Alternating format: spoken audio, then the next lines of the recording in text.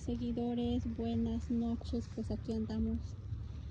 Miren nada más, aquí ando calentándome aquí en la fogata.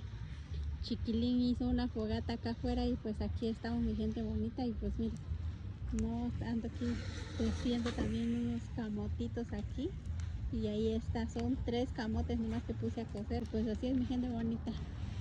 Espero que tengan una excelente noche. Y pues cuídense, compartan, comenten aquí a las aventuras de Chonita. Y gracias por sus likes, gracias por sus comentarios, gracias por seguir a las aventuras de Chonita.